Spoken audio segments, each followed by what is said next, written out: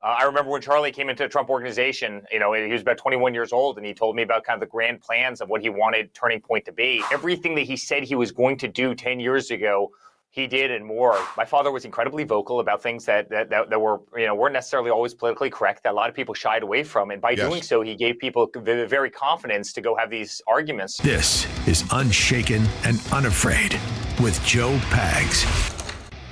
He, of course, is the son of the President of the United States. It is my good friend, Eric Trump. Eric, it's so good to see you, my brother, in these very troubling times. You've been a very, very steady guy for all of us. Thanks for coming on today. It's great to be back on, Joe. How close were you with Charlie? I knew Charlie Kirk. I'm going to say this, and I think that you'll agree. Charlie made everybody feel like they were friends. So I had Charlie's number. We texted back and forth. He was on the show 4 times. I never met him in person, but he hooked us up at TPUSA events all the time. Just a really good dude. But I'm guessing you had a close personal relationship. Yeah, very. Don was very, very good friends with him. I was friends with Charlie, good friends with Charlie. Our whole family was. I mean, listen, at the end of the day, we fought a battle and we won together. I mean, Charlie created one of the great youth movements. And, that was really on the back of kind of Make America Great Again and so many of the things that my father stood for. And, in turn, it almost, brought us together as one. We were inseparable. I mean, we were going all over the country. I can't tell you how many times I was on the stage with Charlie all over the place. I remember when Charlie came into the Trump organization, he was about 21 years old, and he told me about kind of the grand plans of what he wanted Turning Point to be. And he got there. Everything that he said he was going to do 10 years ago, he did and more. He was a remarkable individual, and I'll give you at the funeral on Sunday, but it's a tragic loss to everyone. Vice President Trump Organization, it's Eric Trump. New book is called Under Siege, My Family's Fight to Save Our Nation. Go and get it right now. It's on Amazon right now. When it comes to Charlie Kirk and the movement that he made, I think certainly without you, without Don, without the youth of the Trump family and the youth of this nation realizing what you guys were doing, your dad doesn't win last November. I mean, bringing in Gen Z like that is a commentary to what Charlie built and what you are, going along with as well. When I was at TPUSA in Dallas and I sat down and met all these incredible people, these young people just have their minds opened by what it is that Charlie did and what he said. I don't think he even realized how big it wasn't a movement anymore. It's now a revolution. I don't think he realized how big it was because he was always humble.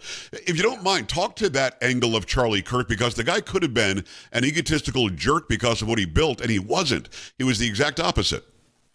No, that's exactly right. I mean, I think Charlie was first to recognize how our kids were being indoctrinated, how college kids were literally being misled, how they were being taught revisionist history in schools, kind of the tenured faculty and what they were doing to kind of youth in this country. The fact that we were losing God, we were losing faith, we were losing patriotism, we were losing our First Amendment right. We were being kind of spoon-fed nonsense that, all the money that kids spend to go to college and all these scholarships that they have to pay back, for years, and these tuitions and these student loans and everything else wasn't actually serving any of them. And they were, again, being brainwashed, and that we had to stop that, right? Because, I mean, that was kind of the fundamentals of our country. And those kids were going to be kind of the next generations of the leaders in this country, and we couldn't allow their minds to be corrupted. And he went out there and he created a great movement. And, Pags, I mean, I spoke with him at Georgetown. Georgetown is one of the most liberal schools. It was my alma mater. And we went in there. He would go to any school. It didn't matter how liberal, how conservative. He wanted to change the student bodies on campuses. He literally wanted to open people's minds. He wanted to allow free speech, and he wanted, he wanted peaceful, dialogue and argument. And he created that, and he literally turned around a generation of kids in this country.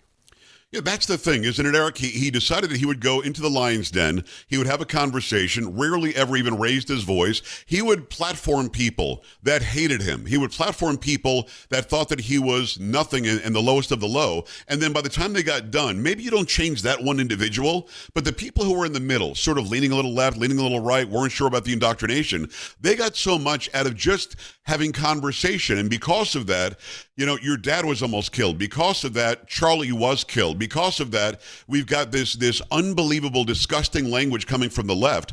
What Charlie did was go where most people wouldn't go. I know you'd go there. I mean, I try to talk to people who are on both sides as well. But most people, they were scared into shutting up. I think that he made them understand you can speak to the other side and you can have a mutual understanding. Is that what you saw as well? The guy was just so unafraid to say, I'll take you on. That's cool. Let's have that conversation.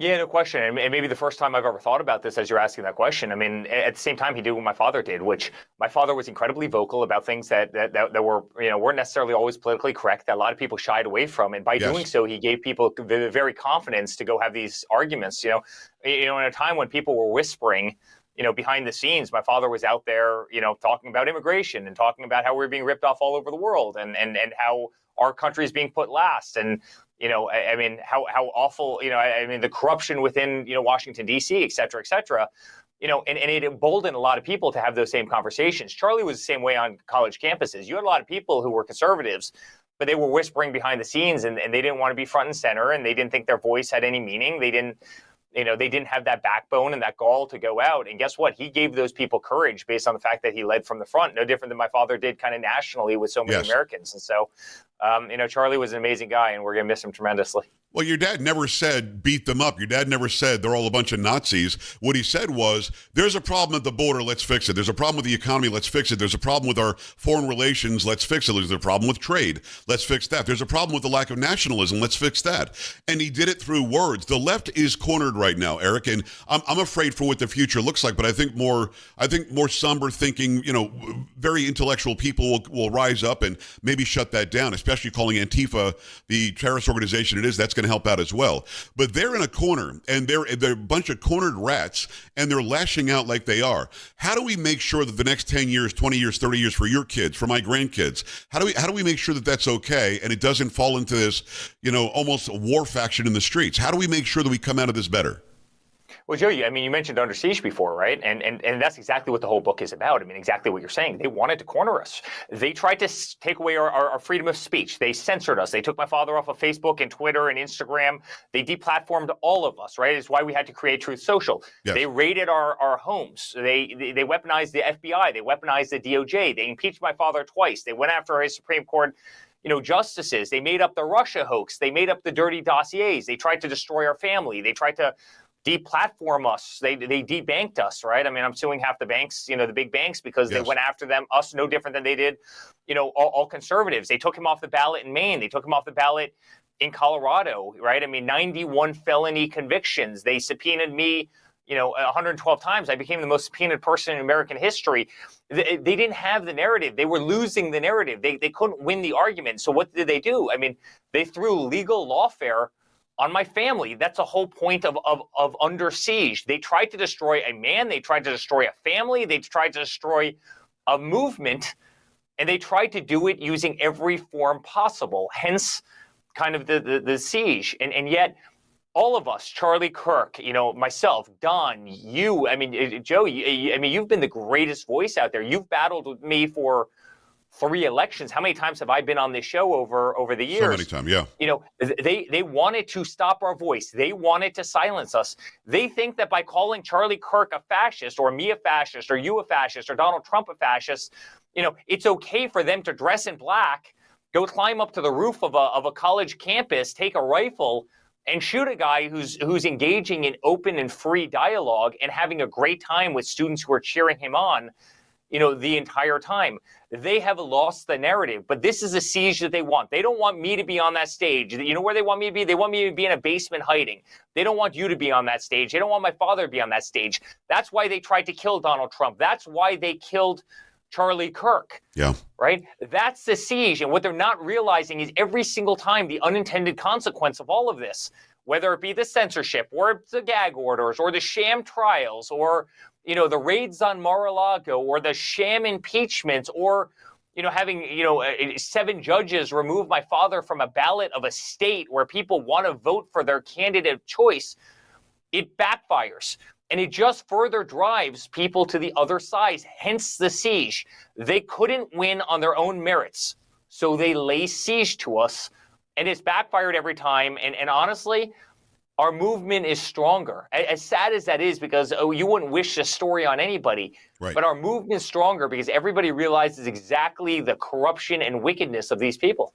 The book is called Under Siege, My Family's Fight to Save Our Nation. It is Eric Trump, of course. A large donation, a large part of this, the portions are going to go to TPUSA. I love that you're doing that, and you're going to keep this alive. 54,000 new requests for new chapters of TPUSA. This is literally a global revolution. But I got to go back to something you said. The left still isn't giving in, and the right isn't strong enough. You are, your dad is, I am, people like Charlie Kirk and his organization are, but there are a lot of people, especially in Congress. Eric, we couldn't censure Ilhan Omar for saying that Frankenstein's monster killed Frankenstein in referencing Charlie Kirk's murder at the hand of a leftist. 4 Republicans refused to censure her, which would not even be more than a slap on the wrist, and you can't be on the Foreign Affairs Committee anymore. What do you have to say about the Republican Party where it is today? Because you and I are in the middle of a conservative movement, but the Republican Party doesn't seem to realize it. Yeah. Well, I think you got all of that right. Here's what I'll tell you. We are winning. We are winning. When you see 1 million people walking across the London Bridge, I mean, this is London. This isn't the United States. This is London. When you see rallies being held in Pretoria, South Africa, to mourn Charlie Kirk, we are winning. Joe, we won every single swing state. We won the popular vote. When was the last time a Republican won the popular vote? When was the last time a Republican won every swing state? We won Miami-Dade for the first time in 37 years. A Republican hasn't won. In almost 4 decades, we won it by 11 points, and every state in our nation went to the right. Every single state in our nation went to the right. And so, no one can tell me that we're not winning, and we're winning by a lot. Right. I had employees that had 17-year-old daughter. Well, one of my employees wrote me, my daughter's been crying over Charlie Kirk for the last 2 days. You just solidified that girl. You solidified her vote for the next 5 generations based on what these people just did. They have no leadership. My father's throwing so much air, lead into the air that they literally can't counter narrative. The DEI is dead in this country. Yes. I mean, he totally wiped out DEI.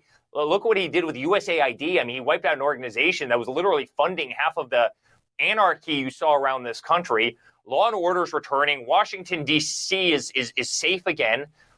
Inflation is down. Oil price is down. Our economy is the hottest it's ever been.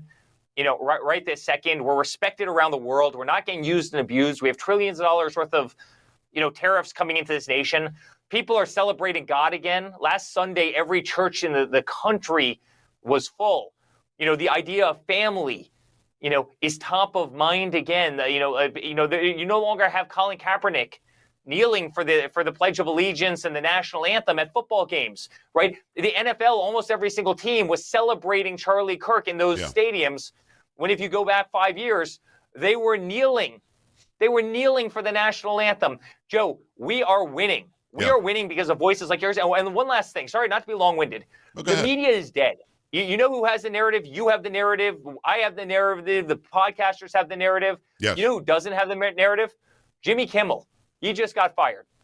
CNN's ratings are the worst that they've ever been, right? All of a sudden you have independent voice out there because, people do not buy the media BS anymore. They don't trust the mainstream media. We are winning, and we are winning as a party like we've never won before. Most of the rhinos in the traditional Republican Party are gone. They're dead. My father was the greatest rhino hunter in the history of Washington, D.C. I agree. And this is just the kind of base foundation for the movement that's the greatest movement in American political history. Vice President Trump Organization, it is Eric Trump. Go and get his book called Under Siege, My Family's Fight to Save Our Nation. And again, donating a large portion of the proceeds to help out TPUSA. So make sure you go and buy this. Buy 5 copies and send 4 to somebody else. And make sure you do this. I want to talk about your family for a second. I grew up in Palm Beach County, Florida, as you know. I actually played at the Breakers, and I might have played at Mar-a-Lago, my saxophone, when I was 16 or 17 as part of a jazz band for a dinner thing. I mean, I used to play at Burt Reynolds' Backstage Lounge in Jupiter Island.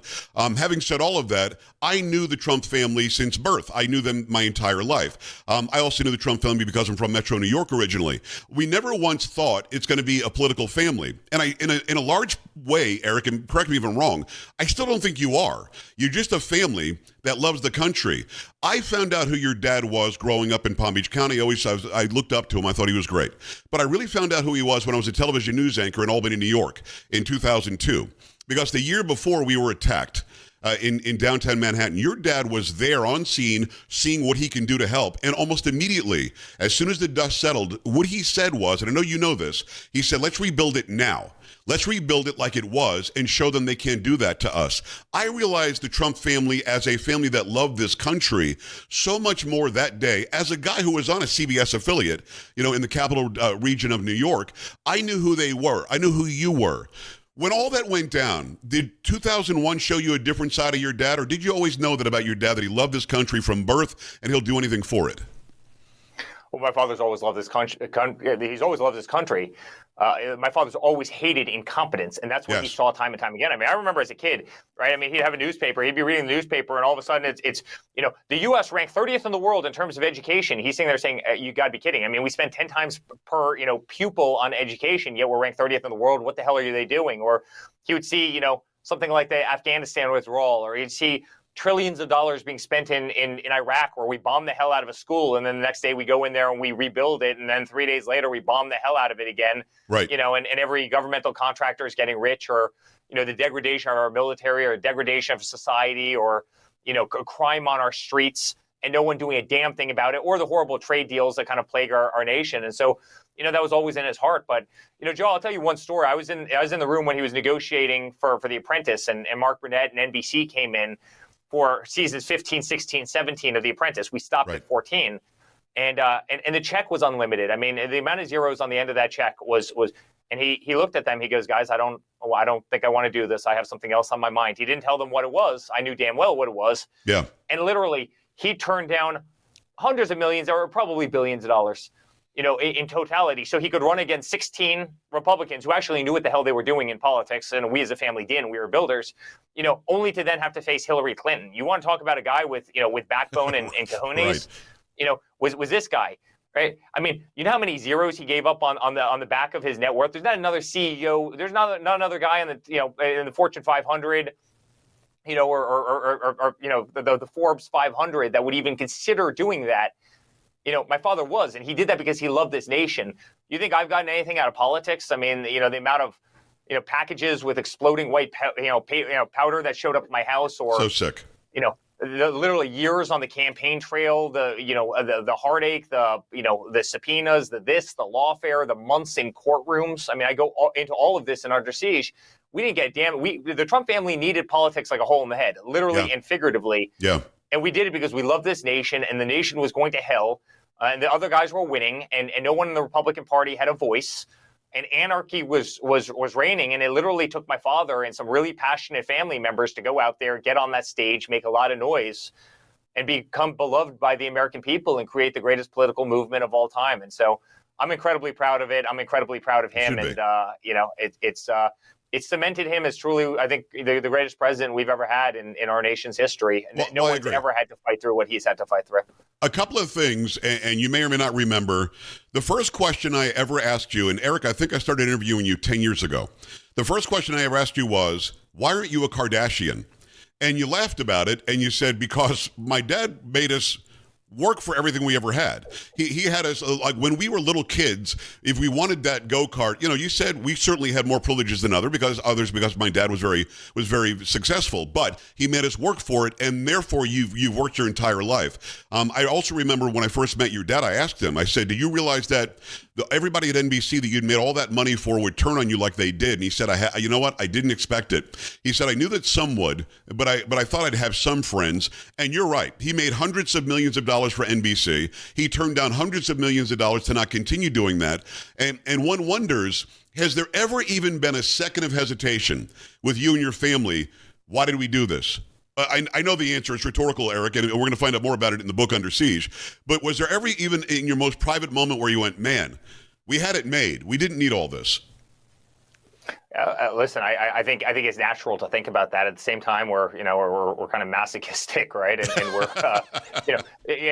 we're stubborn as hell, and it's probably ingrained in our soul and our DNA to go out and fight and ultimately win. The irony is my father, he literally saved NBC.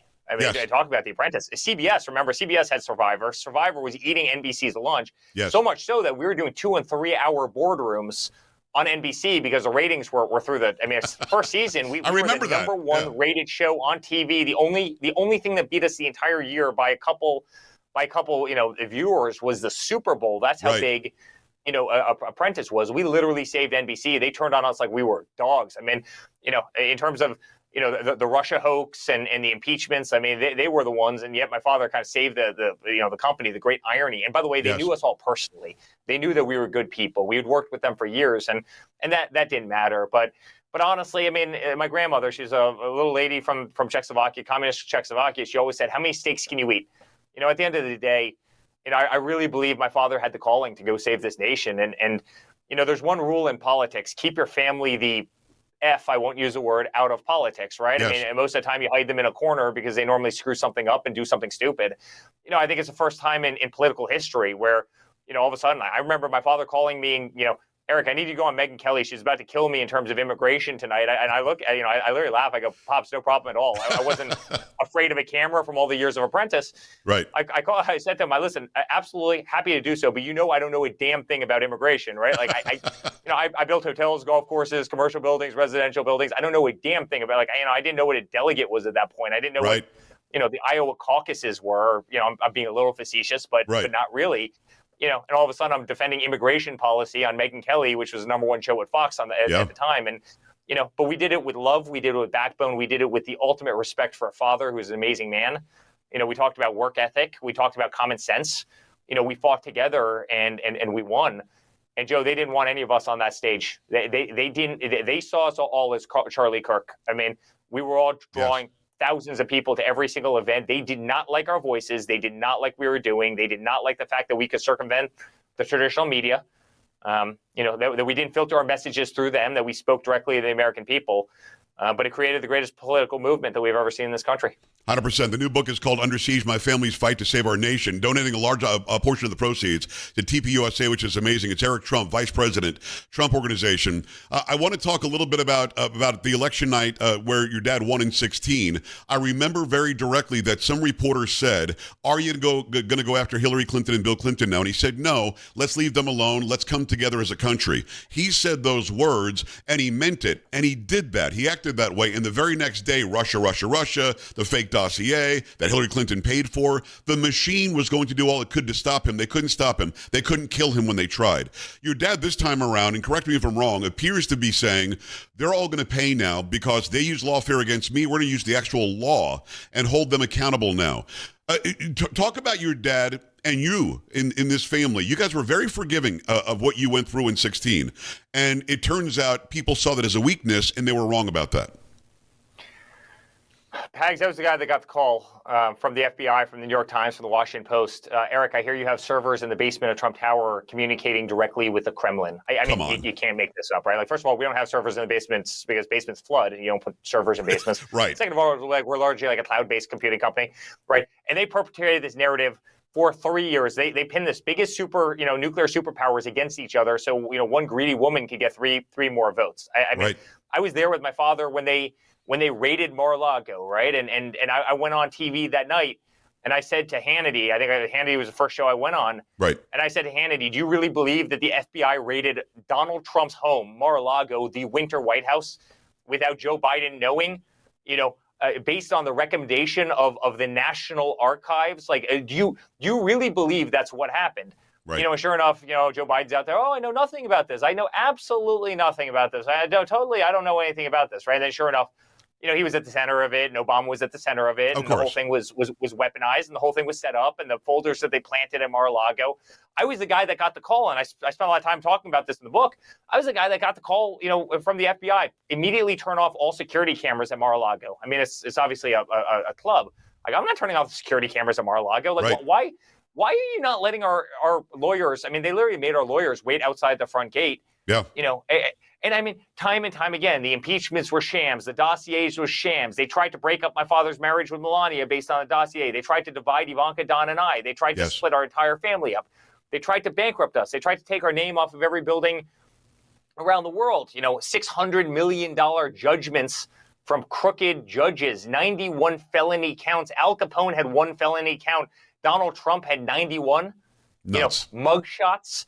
they did everything they could to destroy a man, to destroy a family. And it's, and not to mention, I mean, look what they did to the streets around this country. Oh, yeah. They were leaving pallets of bricks on Michigan Avenue in Chicago so that people would come by, grab bricks, and throw them through storefronts. And guess what? The January 6th grandmother who walked into the Capitol to take a selfie, the FBI broke into her phone.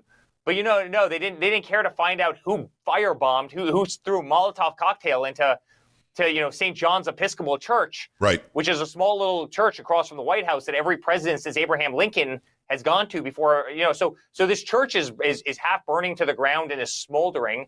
They never found the person who did that. They never found the people that destroyed our city, Seattle, Minneapolis, Portland, Chicago, New York. I mean, and just about every other, major, metropolitan area in this country. Right. But yet, they weaponized the hell out of it. They went after people on January 6th. They didn't give them a trial for 5 years and let them rot in jail. Right. I mean, it was the deepest corruption, not to mention weaponizing the IRS to go after anybody who searched the word Bible, or weaponizing the IRS for anybody who stayed at a Trump hotel, or weaponizing the IRS for anybody who searched term MAGA. I mean, these people are sick. Yeah. And they should pay the ultimate price for what they did. And not to mention taking us off of Instagram and Facebook and depriving us, of voice and gag ordering all of us. And now all of a sudden they say that, Donald Trump is weaponizing government. Give me a break. Well, he was conciliatory that night, and he meant it. But then he realized that these people are, as you said, as sick as they are. It's Eric Trump. Get the new book called Under Siege, My Family's Fight to Save Our Nation. Again, a lot of the proceeds will go to TPUSA. In the time we have remaining, and Eric, thanks for always giving us so much time. My audience loves when you come on. I've got to talk about Jimmy Kimmel, because you brought up a couple of things about you guys being taken off of social media. Obviously, you can take a president of the United States off of Twitter, but you're not allowed to take Jimmy Kimmel off of ABC. I was taken off of Twitter because I said hydroxychloroquine works, and then I had to get on the bended knee and say, please let me back on, where Jimmy Kimmel somehow has a right to be on ABC. Let's really talk about this. He celebrated when Tucker Carlson was fired at Fox, but let's talk about it as a business owner. If I worked for you in the Trump organization, and you said, Joe, I need you to dress this certain way, I need you to be at a certain place at a certain time, and I need you not to bring any ill repute or disrepute to my company, and I did all that stuff the wrong way, don't you have the right to not have me work for you anymore? This is what ABC is saying, aren't they? Yeah, 100%. Not to mention his ratings were terrible. Right. I mean, let's start there. I mean, I wouldn't be surprised if they just use it as a convenient excuse, because plenty of horrible things have been said on ABC. They haven't done a damn thing about it. But you look at the Oscars and you look at the Emmys and you look at all these things that have gone to hell.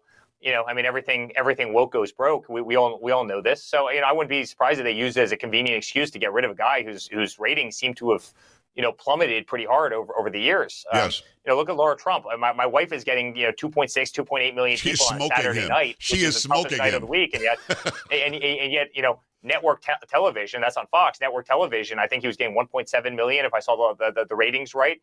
And this is network, and I'm sure they're paying him a gazillion dollars. But yeah, the great irony. How can't believe they would take away his free speech. I'm like, I don't know, like. You left Boko Haram on Twitter. You left the Ayatollah on Twitter. You left Al Qaeda on Twitter, but you removed the 45th president of the United States, somebody who's going to run for president again, like he was a dog, and no one had any concern for that. Again, why we had to build Truth Social, but yeah, Jimmy Kimmel gets fired for saying something atrocious about Charlie Kirk and an assassination of a 31-year-old kid who took a bullet to the neck on streaming TV on a college campus. And, how dare you fire him? Like, again, give me a break. And by the way, this isn't a free speech case, as I'm sure you know. He can walk out in front of his house and say all the stupid jokes he wants. He can go to the bus station and say them. He can bring a megaphone to City Hall. He doesn't have the right to be on ABC, Eric. Just like I don't have the right to work for the Trump organization. I just don't. If I'm doing the job for you, you'll keep me. If I'm not, you'll get rid of me. How is this about free speech when the leader of the free world couldn't say anything on the major social media sites? And we all just seem to forget about that. The left all celebrated that all the Trumps were taken off of social media. How does that even make sense in somebody's mind? It can't, can it? Well, it doesn't. I mean, listen, CNN stopped airing, my father, when he did his presidential announcement, in 2024, they aired about 1 minute of it, and then they cut away to their, right? I mean, their whole platform was censorship. That's what they wanted. They wanted us all to hide. They didn't want us on that stage. They didn't want our voices to be out there. They wanted my father behind bars. They wanted me in jail for doing absolutely nothing wrong. This was their plan. They wanted 98% negative media coverage against my father. The problem is everyone, the Russia hoax ended up turning out to be a sham. And then the impeachments turned out to be a sham. And then, all the lawsuits ended up being a sham. And then all of a sudden people realized, wait a second. Like, I don't actually trust these people anymore. You know who I trust? I trust Pags. You know who I trust? I trust Joe Rogan. I trust Charlie Kirk. Benny Johnson. I trust Eric Trump. I trust independent media. That's why, the reputation of the media is the lowest it's ever been in this country. The approval rating of the media is like sub that of Congress right now, which is shocking. You don't, right. No one respects proper, mainstream journalism anymore. They all want independent voices. They don't want to be spoon-fed. They don't want the messaging where they have 100 boxes where every one of their anchors across the country is reading the same script that's derived by some person at the top of one of these, one of these companies. That's, listen, you have, 4 people in this country that control 95% of the messaging. If you really break it down, they don't want to be spoon-fed and indoctrinated based on nonsense. And so, they actually did ourselves a great favor, as painful as it was. They lost their voice, and independent people like you have that voice now, and you're the ones, and we're all the ones. And Charlie was the one who's really speaking to the people of this nation, and that's why we're all beloved, and they're not. Yeah, Eric, it's interesting that you say that, because it's absolutely true. I know that you're on TikTok. Laura's on TikTok. I think I'm kicking both of your asses. I'll be honest with you. I've got 1.1 million over on TikTok, and I'm an old conservative guy. And think about that. People could not find the messaging they wanted, the messaging that made sense. They couldn't find the alternative facts that they were getting from their professors or from their left wing, whatever. There is now an opportunity for people like you, and you've been at the tip of the spear on this. Yeah, again, we've been talking for 10 plus years, and I've learned a lot from you and your family. People want to hear at least both sides so they can make a decision. They're now awake, because of the Trump family especially, to the fact that they've been told a lie, a one-sided thing. And that's why I can't tell you how honored I am to even know you guys. Because without your dad making that decision, without you being on board, and Don and Ivanka and Laura and everybody down the line, without you guys doing this, we are not the country that we are today. And we are far better than we were in 15. Go and get his book. It's called Under Siege, My Family's Fight to Save Our Nation. Donating big-time portion of that. The proceeds will go to TPUSA, which is amazing. And go follow Eric everywhere. Eric, if you don't mind, just last word on this. And again, thank you for the time and the access and the friendship over the years. Just one last thing, if you don't mind. We're heading into a time next year where you're going to start seeing people start to think they're going to rise to the top of the Democrat Party. And they're going to start saying horrible things about you and your dad and your family again, not like they ever stopped. How do we rise above that and have not only a good future for 2 years, but a good future for the next 200 years in this country? Listen, I think we just don't stoop to the level that they've stooped to, and it's hard for me to say. As bullets start flying in, I can't tell you. I've gone through kind of, and I think probably all of us have cycled through, sadness, for a friend that was lost, anger, wanting to go fight, back to sadness, and listen, we are the party of peace. We are the party of law enforcement. We're the party of God. We're the party of family. We're the party of the next generations of great, wonderful Americans. And they are the party of Antifa. They are the party of anarchy. They are the party of absolute destruction. It's, and everybody knows that at this point. And everybody, Joe, when you see us winning the popular vote, when you see every single one of those swing states that I mentioned before attacking far to the right, we're winning. And I want all your viewers to understand this. We're winning. When you win 11 counties in California that have never been won by a Republican before, right, we're winning. When you win all 7 swing states by wide margins, we're winning. We're winning on the issues. When you see the churches full on a Sunday, where this country's winning again. And honestly, I think my father's thrown out all the rhinos in Washington, D.C. He's recast the Republican Party. You've got youth. You've got fighters. You've got unbelievable females with great voices, the Laura Trumps of the world, right? And so many others. No one wants to be a Democrat right now. No one wants to be a Democrat. Yeah. And by the way, and you've cemented literally 5 generations of kids into the conservative party. who will never, based on the actions, who will never, ever, ever vote the opposite way based on what these people have done. The Democratic Party has real problems, and truly, my father he's created the greatest political movement in the history of this country. And again, I could not be more proud to stand on that stage with him every single day and fight the fights and fight the battles. And we love that you are. No, we love that you're there. When I met your dad at the White House in 2017 to do my interview with him, he said, "You're friends with my boys, right?" So you literally have opened doors for me, and I can't thank you enough. And you keep mentioning Laura. I want to make mention of this, which you already know. You're right. Jimmy Kimmel was on hundreds and hundreds of affiliates and could not do the numbers she does on one channel, on one station. And let me correct myself. It doesn't appear that you're on TikTok. I am beating her, but you're not on there yet. You've got to start a TikTok because your brother Don's doing very well. He's about double what I have. Are you on TikTok? You're not on there, are you? Pags, I'm not. When I found out that Chinese were spying on me, I figured I have enough Chinese spying on me every single day. I figured I'd stay off of it, but I need to hop on it. No, listen, it's a great platform, and I think they're going to come up with a great deal. And Twitter, Instagram, Facebook, I've got massive profiles on all of them, and the book went to #1, this week, so I was really happy to see that on Amazon. And it's the power of social media, by the way. It's the power of social media. It won us the election, and it allows you to drive a narrative that you otherwise could just never get out there to the masses, and it's a powerful tool. So I'm gonna have to enter TikTok, and I'm gonna have to beat you at this race. We're gonna have a little competition. Bring it on, Eric. I'm late to the game, but I'm coming after you, Pags. Well, I think you've got an advantage. My last name were Trump, I might have a better chance to beat you. But right now, I'm beating your wife. And we actually talked about that when she was in town, and we did a video for both of our socials while she was here. It's Eric Trump. Go and get his book, Under Siege: My Family's Fight to Save Our Nation. I want you to buy at least 5 of these and send 4 of them to your friends and family. You have to understand what this family went through, and they did not have to. And that is the biggest commentary to who your dad is and who all of you are in the Trump family. Eric, thanks for your friendship and for all your time today, man. Really appreciate you. Love you, my friend. We'll see you soon. Love you back. That's it for this episode of Unshaken and Unafraid with Joe Pags. The playlist is up to 50 episodes now. We've only done it for a couple of months. Go and check them out. The playlist is right here, Unshaken and Unafraid with Joe Pags. Names like Dr. Ben Carson and Lara Trump, Eric's wife, of course, Lara Logan, Cheryl Atkinson. Very, very big names, and some not as big, but very, very interesting and just as important. Go check them out in the playlist. Make sure you subscribe and go and watch every single one. And if you like what I'm laying down, share this everywhere. I wanted to give you one last note on free speech as I'm doing this on the 19th of September, 2025. Jimmy Kimmel is still not on the air on ABC. Jimmy Kimmel has the right to say anything he wants. He has the right to protest. He has the right to bring redress. As long as he's not inciting violence, he can do that. But he doesn't have the right to have a network television show. There seems to be a disconnect in this country between what people can do, what they're allowed to do, what their rights afford them, and what's a privilege and they can't do.